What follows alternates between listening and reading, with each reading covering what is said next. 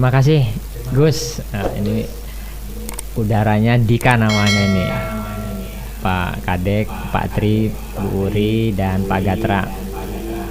Terima kasih nih Bapak-bapak, Bu Uri sudah mau hadir di Radio Basuma di Universitas Muhammadiyah Kota Bumi di acara Bincang Hukum Jaksa Menyapa. Ya, para pendengar Basuma yang berbahagia, tema kita hari ini yaitu mafia tanah. Dan telah hadir bersama saya ada dari Kejaksaan Negeri Lampung Utara. Yang pertama ada dari Kasih Intel Bapak Ikadek Dwi Ari Atmaja SHMH. Selamat pagi Pak. Selamat pagi, terima kasih Bang Bram. Ya. Yang kedua ada Bang Gatra Yuda, Sarjana Hukum Magister Hukum. Selamat pagi Bang Gatra. Selamat pagi Om Bram.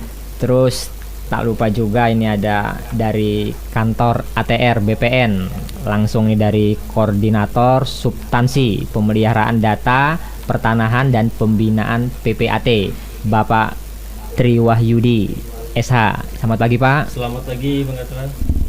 Selanjutnya ada Ibu Wurina Stiwidari ya, selaku Koordinator Substansi Sengketa Konflik dan Perkara Pertanahan. Selamat pagi Bu Wuri. Oke, para pendengar Basuma yang berbahagia, kalau berbicara tentang mafia tanah ini sudah ada dari zaman dahulu sampai sekarang seperti itu. Baik potretnya di kota maupun di perdesaan.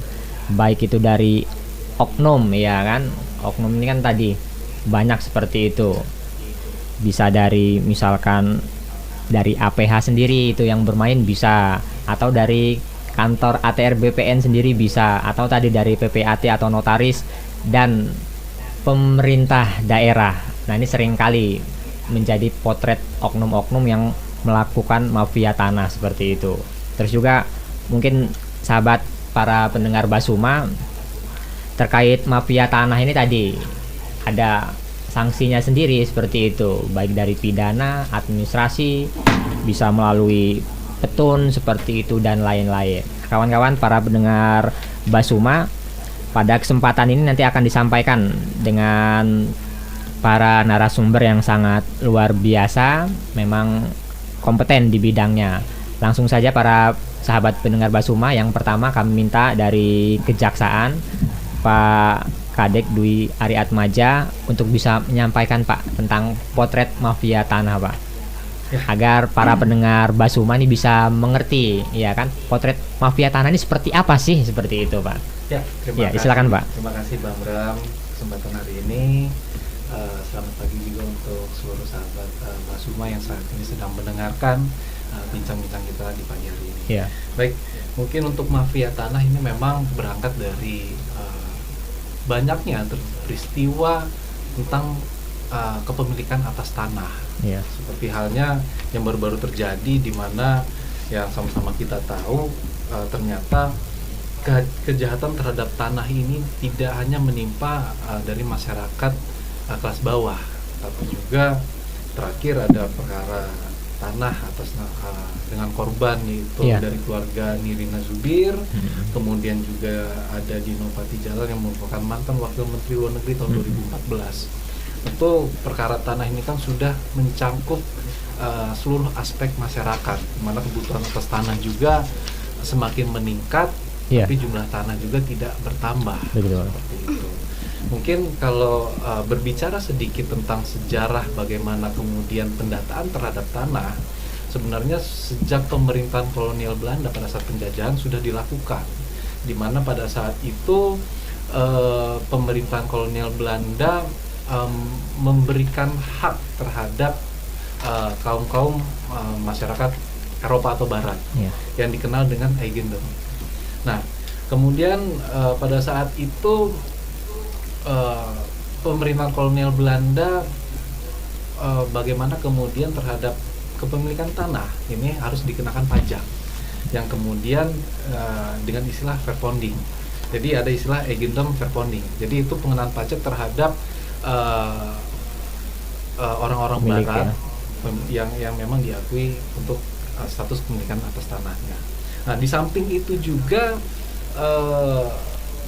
dilihat bahwasanya masyarakat pribumi Ya. juga secara turun menurun menguasai atas lahan yang kemudian dikenakan pajak juga dengan Iya, siap. dengan penamaan Verponding Indonesia. Iya. Nah itu untuk khusus masyarakat pribumi. Tapi penamaannya bukan atas kepemilikan, tapi penguasaan atas lahan. Nah, pasca kemerdekaan negara Indonesia, kemudianlah berdasarkan Undang-Undang Nomor 5 tahun 1960 itu ada namanya Undang-Undang Pokok Agraria. Ya. Di situ mencantumkan bahwasanya kepemilikan atas tanah baik berdasarkan agendum Verponding yang kemudian beralih kepada masyarakat maupun Verponding Indonesia yang dikuasai oleh masyarakat pribumi itu diberikan jangka waktu selama 20 tahun untuk kemudian mendaftarkan kembali kepada pemerintah melalui kantor pertanahan atau BPN saat ini kita kenal. Nah, kalau kita kembali ke undang-undang yang pada saat itu 1960, artinya 20 tahun ke depan itu jatuh pada tahun 1980. Iya. Tapi pada kenyataannya tidak seluruh masyarakat yang pada saat itu memegang Verponding Indonesia ya, kalau istilahnya dapat juga dikenal dengan istilah girik. Girik atau letter C. Kalau letter C itu kemudian pencatatan di tingkat desa. Pencatatan tingkat desa bahwasanya si A, si B, si C kemudian harus dikenakan pajak. Karena penguasaan atas lahan tersebut. Nah, ternyata setelah 1980 ini masih begitu banyak masyarakat yang belum mendaftarkan tanahnya kepada pemerintah. Nah, pada saat itulah mulai banyak kemudian pihak-pihak atau oknum yang tidak bertanggung jawab memanfaatkan situasi itu.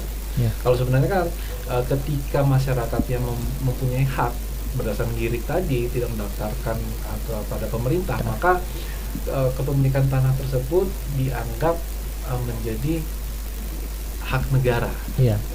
Tanah negara seperti itu. Kan tidak semudah itu juga kemudian negara mengambil alih atas hak tanah masyarakat. Nah, di sisi lain terdapat juga oknum-oknum yang tidak bertanggung jawab kemudian memanfaatkan situasi itu dengan bekerja sama dengan aparatur desa dan lain sebagainya, membuat SKT yang seolah-olah tanah tersebut adalah tanah milik mereka. Kemudian naikkan statusnya menjadi sertifikat. Saat sertifikat sudah terbit, baru disinilah pemilik lahan sesungguhnya juga baru mengetahui bahwasanya tanahnya dikuasai oleh pihak lain. Sengketa terjadi sengketa, apalagi kalau tanahnya sudah sempat dijual lagi kepada pihak lain. Ini menambah benang kusut terhadap pertanahan yang ada di Indonesia. Itu dari sisi satu ya. Ada sisi lainnya ketika suatu tanah memang tidak didaftar kembali, kemudian dianggap menjadi tanah negara. Tidak sedikit juga ketika pemerintah di sini memberikan hak pengelolaan terhadap pihak ketiga ataupun kepada perorangan. Nah, ketika sudah diberikan hak-hak ini kepada pihak lain, datang juga dari memang secara perorangan berdasarkan girik dan lain sebagainya itu adalah tanah mereka. Tentu ini kan menjadi permasalahan. Nah, itu kalau kita melihat dari sisi sejarah. Bagaimana permasalahan pertanahan ini menjadi berkembang. Nah, kalau untuk saat ini mafia tanah ini berkembang dengan cara yang lebih kompleks, di mana modus operandinya banyak. Seringkali seolah-olah akan membeli tanah. Dengan menyerahkan sertifikat, kemudian sertifikatnya dipinjam dulu, akan dicek ke BPN. Modusnya ini ya. Kemudian mereka melakukan seolah-olah ada proses transaksi jual beli dengan menghadirkan seseorang yang wajahnya dicarikan figurnya mirip dengan KTP pemilik sertifikat dan sebagainya. Banyak modus operandi yang memang terus berkembang seperti itu. Nah, kalau kita kembali lagi ke pengertian apa itu mafia tanah, mafia tanah menurut definisi saya mungkin bisa diartikan bahwasanya permufakatan dua orang atau lebih yang kemudian bisa melibatkan aparatur pemerintah atau di luar aparatur pemerintah untuk hak tanah milik orang lain atau tanah negara yang memang bukan hak mereka. Mungkin itu sih dari saya sebagai pembukaan. Siap Pak Kadek, ini sangat luar biasa pengantarnya nih tentang sejarah tanah ya kan. Dari tahun regulasi sudah ada, nomor 5 tahun 1960 sampai saat ini, dari awal ya kan pemilikan tanah itu seperti apa dan saat ini yang seharusnya.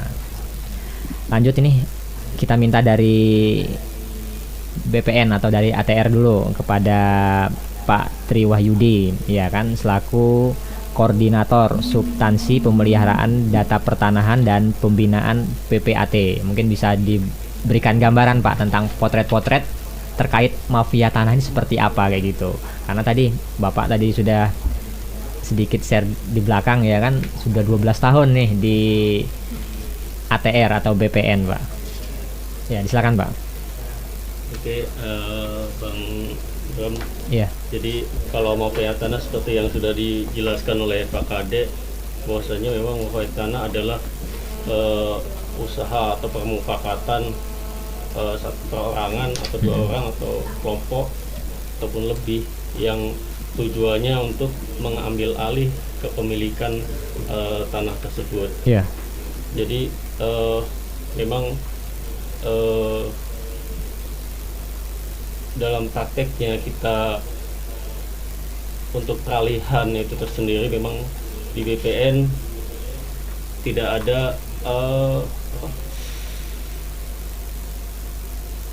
pemeriksaan keaslian terhadap dokumen penandatanganan, sehingga memang yang penting persyaratannya sudah ada, apa yang disyaratkan di dalam Perkaban nomor 1 2010 itu sudah lengkap, semuanya sudah tervalidasi, baik surat peralihan dari PPAT maupun dari desa ataupun pengurusan pajaknya sudah lengkap, maka peralihan bisa kita lakukan seperti itu.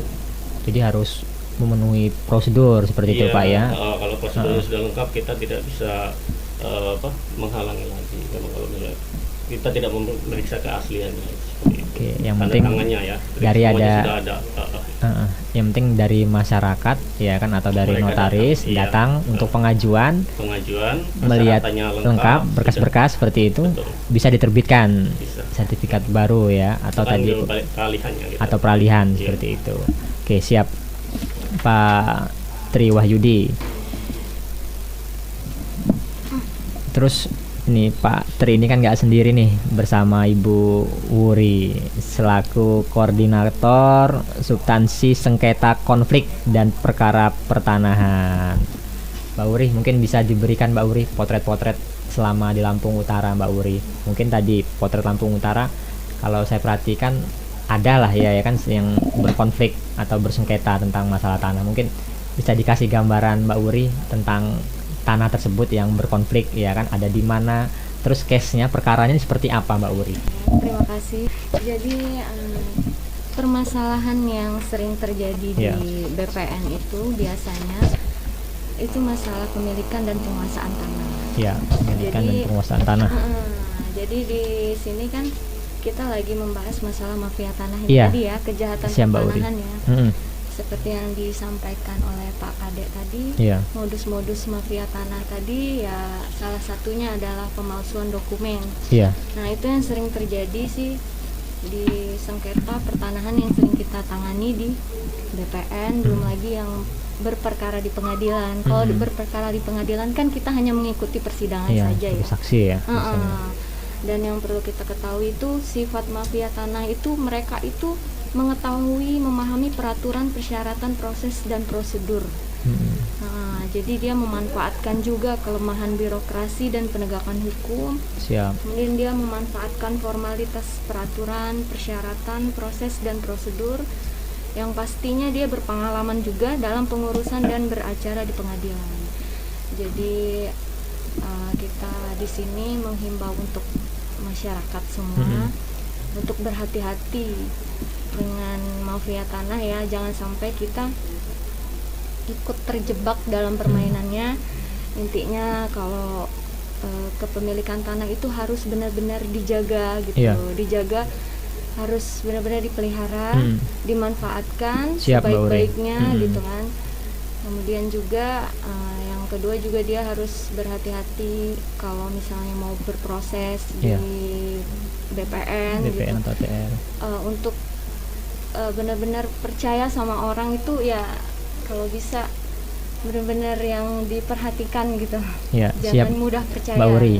Satu nih belum terjawab Mbak Uri ya kan. Hmm. Tadi saya menanyakan tentang masalah perkara ya, berdasarkan pengalaman Mbak ini ya kan di lapangan atau di kantor ATR BPN, ada tidak tentang masalah konflik ya kan atau sengketa. Nah, bisa dibocorin Mbak di mana gitu, terkait apa, tentang apa, seperti itu, satu aja. Ya, misalkan tadi kan Mbak bilang mafia tanah tadi, di sini oknum-oknum yang mengerti seperti itu, yang paham, yang expert lah, yang ahli ya kan, untuk mengalihkan pemilikan tadi. Nah, ada nggak potret perkaranya seperti itu yang bisa Mbak berikan gambaran di sini Mbak, biar yang mendengar kan, para pendengar Basuman ini tahu seperti itu. Kalau untuk di daerah Kota Bumi. Kota Bumi aja ya. Iya, kalau di Kota Bumi Kota aja. sih selama ini belum pernah ada ya kalau terkait dengan mafia tanah ya. Oh, siap. Belum pernah ada mafia tanah di sini, siapa? Apa sengketa yang kita tangani itu belum sampai ke belum sampai ke kejahatannya itu kan. Kejahatannya. Jadi dia baru sengketa antara orang per orang, Orang per orang. yang bisa diselesain. Jadi mediasi selesai Iya, gitu. mediasi selesai. Oke, siap Mbak Wuri. Ini saya langsung nanya sama Bang Gatra nih ya kan, yang di lapangan. Tentang potret mafia tanah Bang, mungkin bisa dikasih tahu ada pasal, terus pernah nggak Bang ngelihat di Kota Bumi Lampung Utara ini yang bersengketa seperti itu Bang, terkait masalah tanah?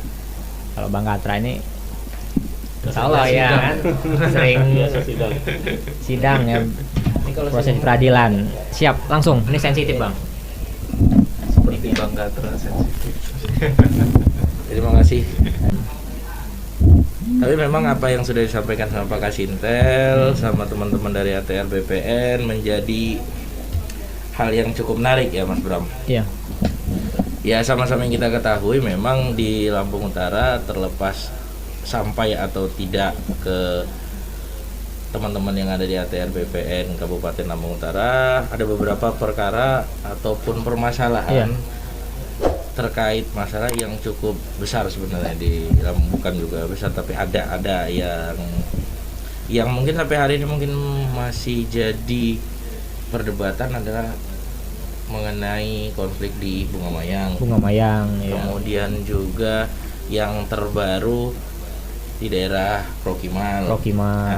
Ya.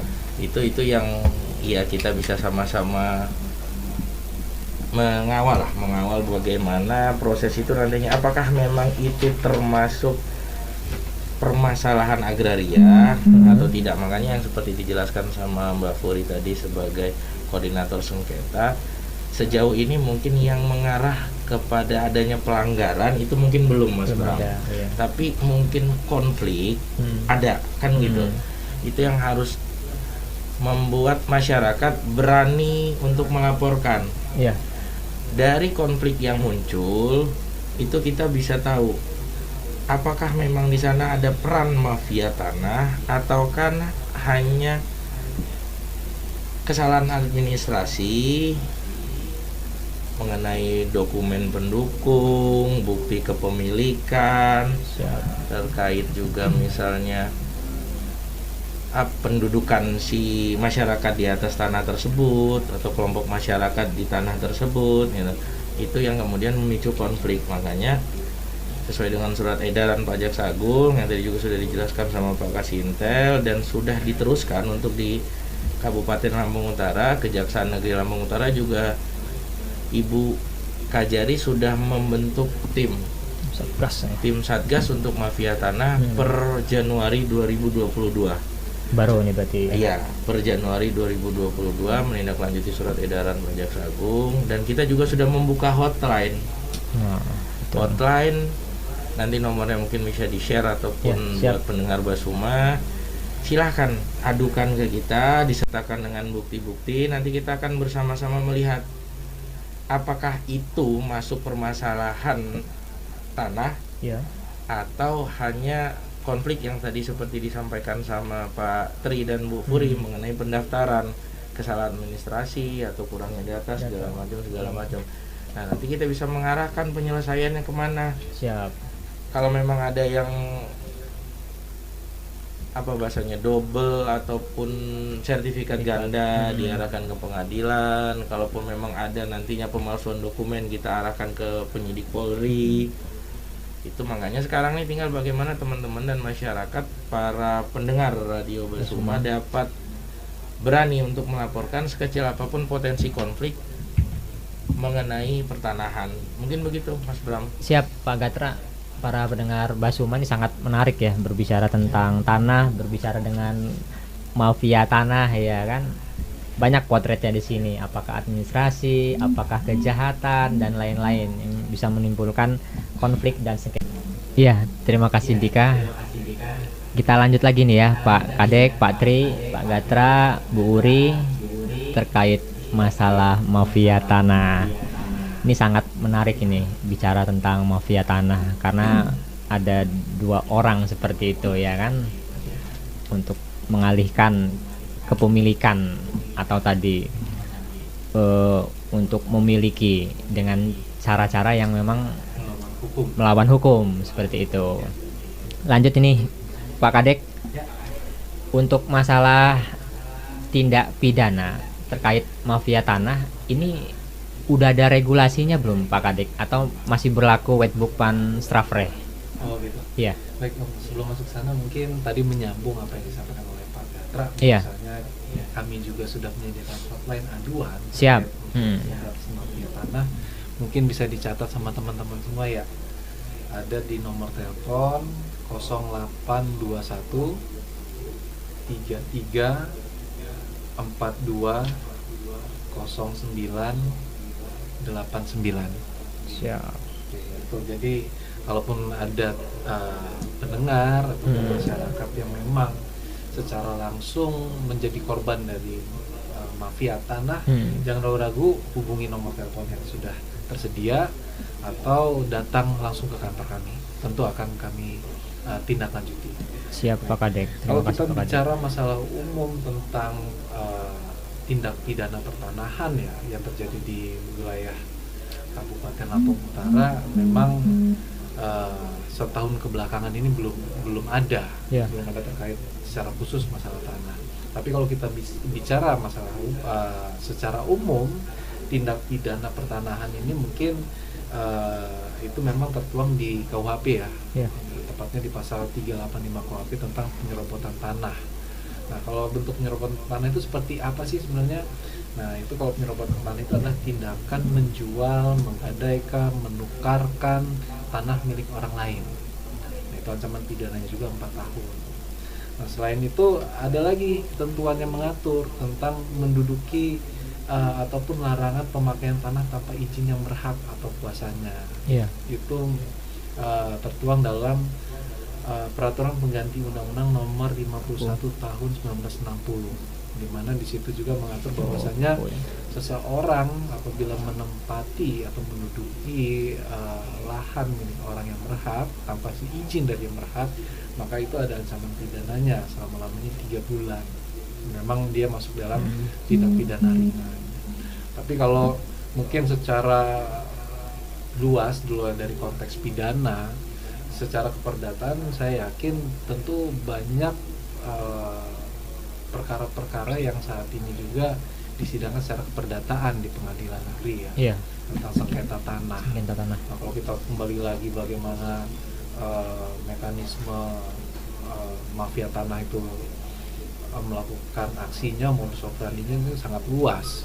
Bahkan ada juga yang memang seolah-olah dari pihak penggugat dan tergugat ini mengajukan ke pengadilan perdata, padahal kedua-duanya adalah ya dari bagian mafia itu sendiri. Bisa gitu ya potretnya ya? Ada juga yang seperti itu. Jadi kegiatan mereka untuk mengajukan gugatan secara keperdataan untuk mendapatkan putusan pengadilan secara perdata bahwasannya membenarkan bahwasannya si A atau si B sebagai pemilik tanah. Padahal kedua-duanya baik penggugat maupun tergugat adalah bagian dari mafia tanah itu sendiri. Setelah terbit putusan perdata, baru pemilik lahan yang sebenarnya tentu akan menjadi permasalahan dan juga sengketa. Nah, oleh sebab itu tentu terhadap tanah-tanah yang memang bisa dijadikan objek terhadap mafia tanah, mungkin tanah-tanah yang sifatnya terlantar ya, Terlantar, sifat betul. yang memang tanahnya tidak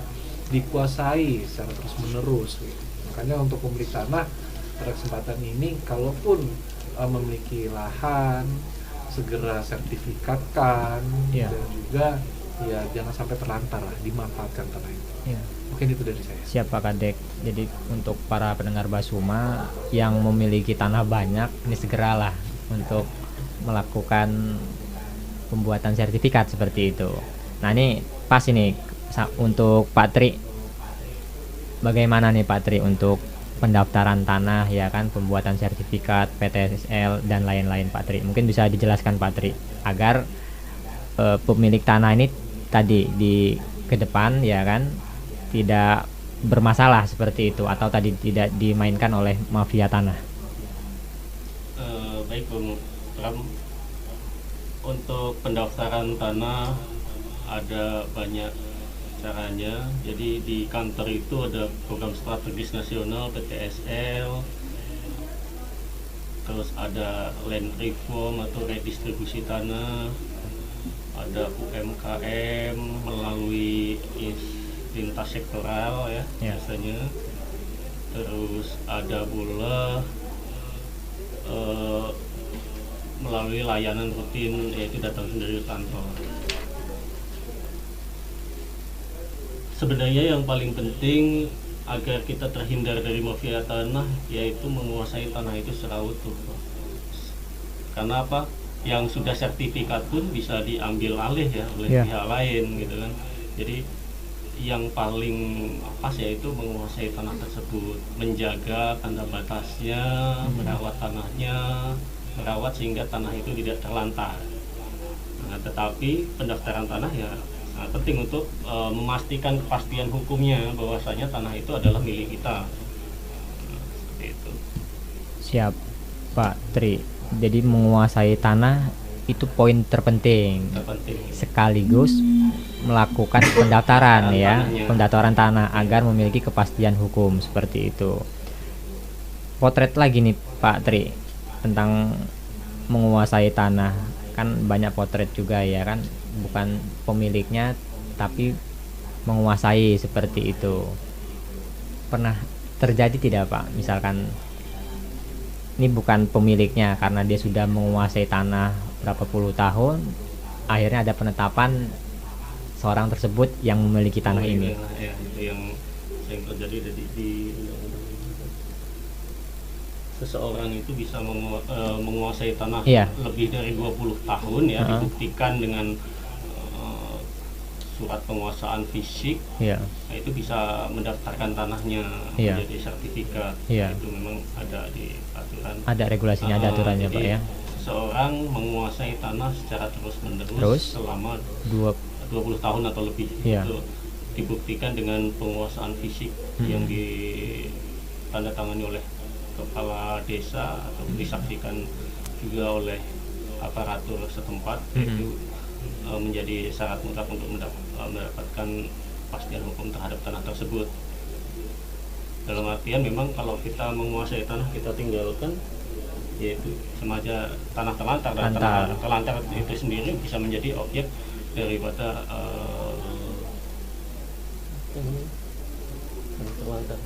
tanah terlantar itu akan diambil alih oleh negara lagi seperti itu. Cuma untuk memastikan itu objek tanah terlantar pun kita sampai sekarang dulu susah.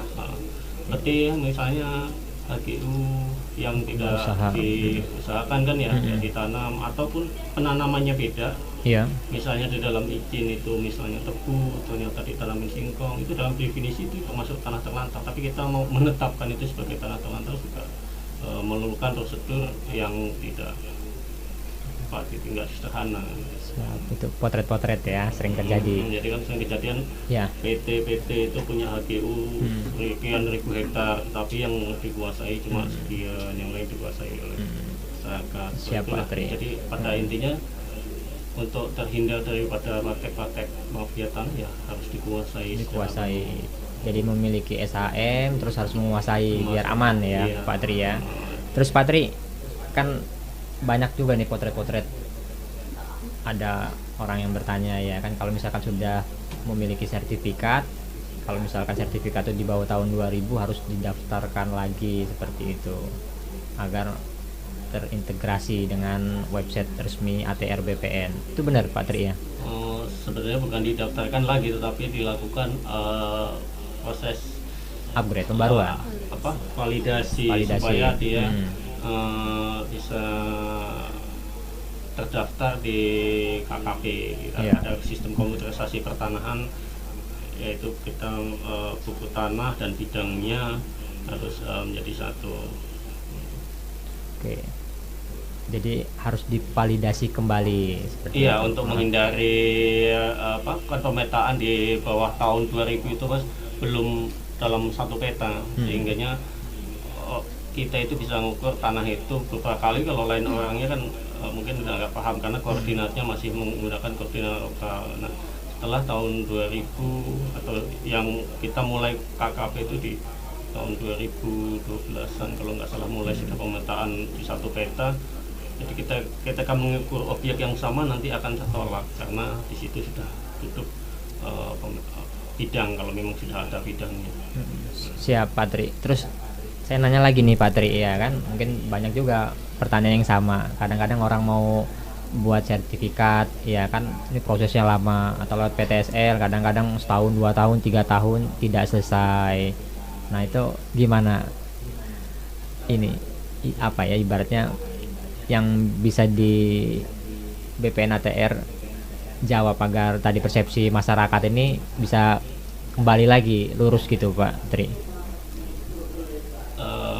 Proses itu kalau pemberian ada pemberian, ada pengakuan.